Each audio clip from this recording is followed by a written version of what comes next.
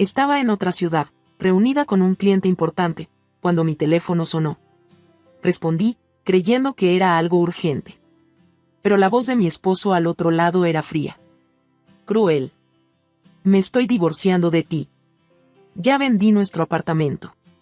Me voy a vivir con mi nueva novia. Buena suerte buscando dónde dormir. Y luego, se rió. Se rió como si todo esto fuera un juego. Yo solo respiré hondo. Y le dije, con la voz más neutra que pude, perfecto. Nos vemos pronto. Él no lo sabía, pero acababa de cometer el peor error de su vida. Nunca imaginé que un almuerzo de trabajo terminaría así. Yo estaba a 400 kilómetros de casa, cerrando un contrato que nos daría el dinero para arreglar la cocina, algo que él mismo había pedido hacía meses. Mientras él planeaba su nueva vida con otra mujer, yo estaba luchando por mejorar la nuestra. Lo peor es que no discutimos, no peleamos, no había señales. O quizás sí las hubo, pero yo no quise verlas. Llevábamos 8 años casados. Me apoyó cuando abrí mi pequeño negocio de consultoría, y yo lo apoyé cuando él perdió su trabajo y decidió estudiar de nuevo. Compartimos deudas, logros, lágrimas, todo. Pero ahora me llamaba como si todo eso no hubiera valido nada. Como si yo fuera una extraña que debía abandonar su propia casa. ¿Sabes lo más doloroso? No era solo la traición. Era el desprecio con el que lo dijo. Esa risa. Como si quisiera aplastarme. Como si pensara que no tenía salida. Colgué el teléfono y volví a sentarme con el cliente, fingiendo una sonrisa. Cerré el trato. Firme. Profesional. Pero por dentro, algo en mí se quebró, y al mismo tiempo, algo despertó. No iba a llorar. No iba a rogar. Y definitivamente, no iba a quedarme sin hogar. Durante el viaje de regreso, recordé muchas cosas. Las veces que él me dejó sola en compromisos familiares. Las noches que se quedaba trabajando tarde. Las conversaciones incómodas que cambiaba de tema. Empecé a hilar todo. La venta de la casa no era repentina. Esto lo había planeado. Solo que nunca pensó en contar conmigo. Nunca pensó que yo pudiera hacer algo al respecto. Pero se equivocó. No lo sabía, pero cuando compramos el apartamento, yo había insistido en que estuviera a nombre de los dos. Él nunca le dio importancia, me dejó hacerlo. En ese momento pensé que lo hacía porque confiaba en mí. Ahora entiendo que fue por arrogancia. Pensaba que yo nunca me atrevería a cuestionarlo. Y había más. En los últimos 2 años, yo había sido la única que pagaba la hipoteca. Todas las cuotas estaban a mi nombre. Todo estaba documentado. Él dejó de aportar desde que perdió el trabajo. Yo no reclamé. Lo apoyé. Pensaba que era lo correcto. Ese mismo apoyo, ahora lo usaba para echarme a la calle. Cuando llegué a casa 2 días después, su coche no estaba. La sala se veía extrañamente vacía. Como si ya se hubiera llevado algunas cosas. Fui directo a la cocina, abrí mi laptop y comencé a organizar los documentos. Hipoteca, escritura, movimientos bancarios. Tenía todo. Solo faltaba una cosa, esperar a que regresara. Y regresó esa noche, silbando. Con una sonrisa arrogante en la cara. Me miró como si yo fuera una intrusa. ¿Qué haces aquí?, me preguntó, como si esa fuera su casa y yo la que tenía que justificarme. Lo miré sin parpadear. Le mostré una carpeta. Aquí está la escritura. Está a nombre de los dos. No puedes vender algo que no te pertenece por completo. Su expresión cambió. Ya firmé. El comprador me pagó. Pues vas a tener que devolverle el dinero, le respondí con calma. Porque sin mi firma, la venta es inválida. Y además, he estado pagando la hipoteca sola desde hace 2 años. Lo puedo demostrar. Lo vi tragar saliva. Por primera vez, su seguridad se tambaleó. Pero no era todo. Ni cerca. En ese momento, no le dije que ya había contactado a un abogado. Ni que estaba reuniendo pruebas no solo para anular la venta, sino para iniciar una demanda por fraude. Pero lo vería pronto. Muy pronto.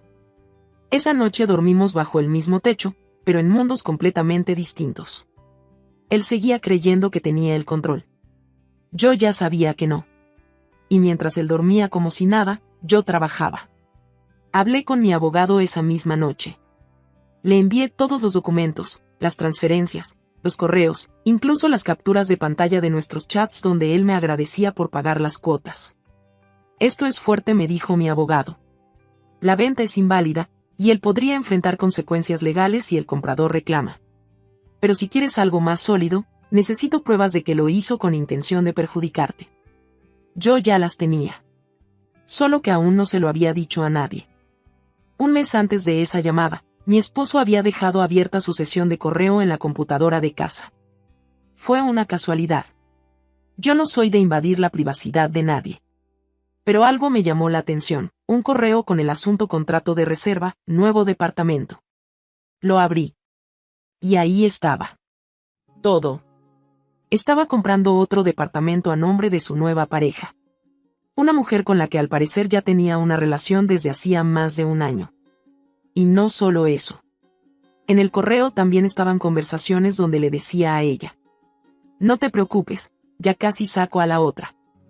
Le voy a hacer creer que la venta es legal y listo. No tiene idea de nada. Ahí supe que no era solo una traición. Era una estrategia. Una manipulación. Un abuso de confianza de los más bajos. Imprimí todo. Lo guardé. Y ahora, con mi abogado, se convirtió en la pieza clave. Mientras tanto, él seguía actuando como si todo estuviera ganado. Cambiaba cosas en la casa, traía sus cosas poco a poco, hablaba por teléfono en voz alta, sin importarle que yo lo escuchara. Hasta me decía cosas como: deberías ir buscando departamento, ¿no crees? Yo solo lo miraba. Ni una lágrima. Ni una súplica. Sabía que cada palabra suya, cada desprecio, solo fortalecía mi caso. Una noche, incluso trajo a su nueva novia al edificio. No entró al apartamento, pero la dejó esperando en la entrada mientras él subía a buscar ropa. Me miró como si fuera invisible. Y yo solo le dije: ¿sabías que grabar llamadas sin permiso es ilegal, verdad? ¿Qué? Preguntó, nervioso. En nada. Olvídalo. En realidad, no tenía grabaciones. Pero su cara me dijo todo, tenía miedo. Porque sabía que había hecho cosas que no podía justificar. A las 2 semanas, recibí una notificación del comprador del apartamento. Quería hacer la entrega formal. Respondí con el abogado. La venta no es válida. Se realizó sin el consentimiento de una de las copropietarias. Además, estamos iniciando acciones legales por fraude. El comprador se volvió contra él. Lo amenazó con denunciarlo por estafa. El banco también se involucró, porque aún quedaban cuotas pendientes. Y como yo era la única que las había pagado, todo estaba a mi favor. Y fue entonces cuando lo enfrenté. Cara a cara. En la sala del apartamento. Ya no como su esposa. Sino como una mujer que recuperó su dignidad. ¿Sabes qué es lo peor de todo esto? Le dije. Que tú pensaste que yo era débil. Tú no entiendes cómo funcionan las cosas, me respondió, con esa arrogancia de siempre. Yo ya firmé. Ya vendí. No. No vendiste. Intentaste estafarme. Y ahora, el banco, el comprador, mi abogado, todos saben quién eres. Lo vi quedarse sin palabras por primera vez en años. Y aún no sabía lo que venía. Lo siguiente que hice no solo lo dejó en shock, también expuso públicamente todo lo que había hecho. La justicia empezó a girar, y esta vez, a mi favor. La noticia se regó como pólvora. El comprador del apartamento, furioso al darse cuenta de que había sido engañado, lo denunció por fraude. El banco bloqueó la operación. Y él empezó a recibir llamadas que no podía ignorar. Pero eso era solo el principio. Lo que vino después lo desarmó por completo. Verás, cuando me dijo por teléfono que me estaba dejando, yo grabé la llamada. No por venganza. Sino porque, en el fondo, sentí que algo no cuadraba. Que iba a necesitar pruebas. Y tenía más que eso, mensajes, correos, documentos firmados, hasta transferencias bancarias a su nombre con notas como pago hipoteca mes abril. Mi abogado preparó todo. Armó una carpeta que parecía un expediente de caso criminal. Y yo, por mi parte, contacté a un amigo periodista. No para escándalo, sino para una entrevista sobre cómo las mujeres pueden protegerse legalmente en situaciones de abuso financiero y patrimonial en el matrimonio. Mi historia, de forma anónima, fue parte central del reportaje. Y sí, él se reconoció. Una tarde, vino a casa. No tocó. Tenía llaves. Pero su energía había cambiado. Ya no entró con seguridad. Caminó como si pisara terreno enemigo. ¿Qué hiciste? Y me preguntó. Su voz ya no sonaba como antes. Había miedo. Lo que debía hacer, le respondí, sin levantar la voz. Me defendí. Le mostré una copia de la demanda civil por intento de fraude y abuso de confianza. Y otra del proceso para solicitar la división legal del inmueble. Yo tenía todas las pruebas. Él solo tenía su ego. «Esto va a arruinarme», me dijo. No. Tú lo hiciste solo. Lo vi intentar justificarse. Me dijo que las cosas se salieron de control, que nunca fue su intención lastimarme. Pero cuando le pregunté por los correos con su novia, por el plan que habían armado juntos, solo bajó la mirada. Ese fue el primer momento en el que su máscara se rompió. Ya no era el hombre que se reía por teléfono. Era solo alguien enfrentando las consecuencias de sus actos. Y ahí ocurrió el verdadero giro. Un juez, al revisar el caso, determinó que él había actuado con dolo. Que había intentado vender una propiedad sin derecho legal, y con intención de perjudicarme económicamente. La venta fue anulada oficialmente.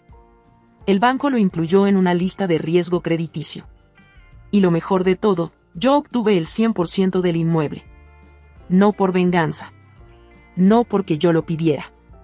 Sino porque el juez reconoció que yo había sido la única que cumplió con las obligaciones financieras desde el inicio. Su traición, su burla, su manipulación, lo dejaron sin nada. El día que recibió la notificación oficial, vino a buscarme otra vez. Me pidió que llegáramos a un acuerdo. Que no quería más problemas. Yo solo le dije una cosa. Ya tienes lo que querías. Libertad. Ahora asume lo que conlleva. Salió de la casa con la cabeza baja. Y por primera vez, me sentí en paz. Creí que ahí terminaba todo, pero un giro final me esperaba, y me dejó claro que, cuando una persona actúa con dignidad y preparación, hasta lo que parece una tragedia puede convertirse en un nuevo comienzo. Después de todo lo que viví, uno pensaría que lo único que quería era cerrar esa etapa y no mirar atrás. Pero algo inesperado sucedió. Unos meses después, recibí una carta del juzgado. Él había apelado la decisión.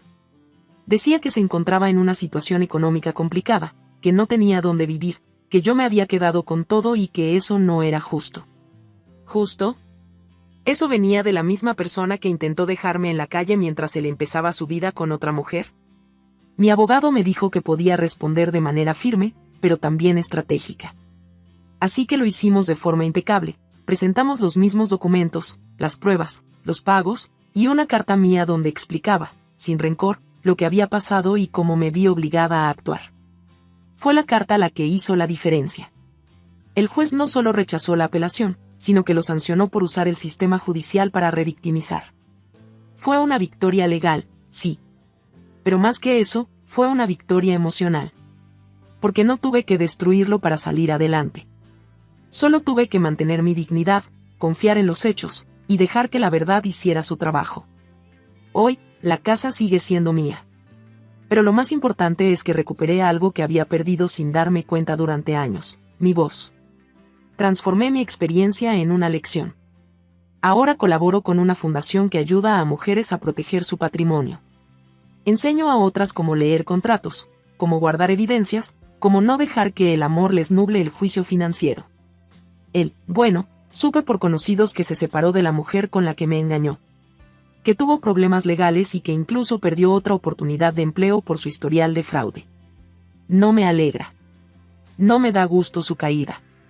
Pero sí me da paz saber que cada acción tiene consecuencias.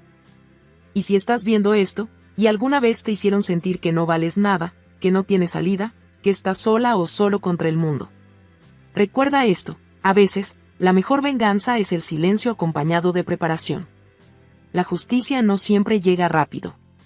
Pero si te mantienes firme, con inteligencia y sin perder quién eres, llega.